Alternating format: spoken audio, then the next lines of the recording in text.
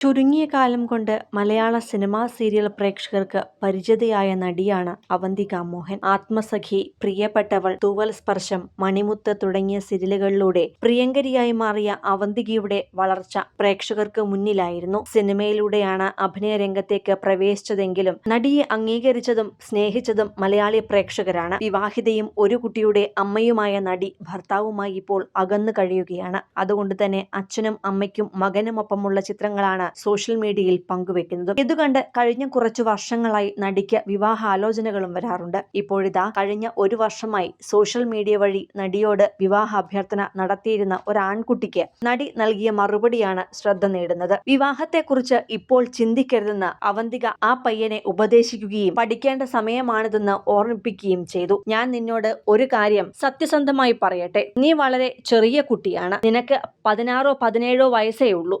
ജീവിതം എന്താണെന്ന് നിനക്ക് ഇതുവരെ മനസ്സിലായിട്ടില്ല. ഒരു വർഷമായി നീ എന്നോട് വിവാഹം കഴിക്കാമോ എന്ന് നിരന്തരം ആവശ്യപ്പെടുന്നു. നീ ഒരു വാശിക്കാരനാണെന്ന് എനിക്ക് തോന്നുന്നു. പക്ഷെ നീ വളരെ ചെറുപ്പമല്ലേ? വിവാഹത്തെക്കുറിച്ചല്ല, ഇപ്പോൾ നിന്റെ പരീക്ഷകളെ കുറിച്ചാണ് നീ വിഷമിക്കേണ്ടത്. നീ എന്നേക്കാൾ വളരെ ഇളയവനാണ്.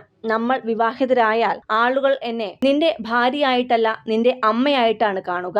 അവന്തിക തന്റെ ആരാധകന് വളരെ മനോഹരമായാണ് മറുപടി നൽകിയിരിക്കുന്നത്.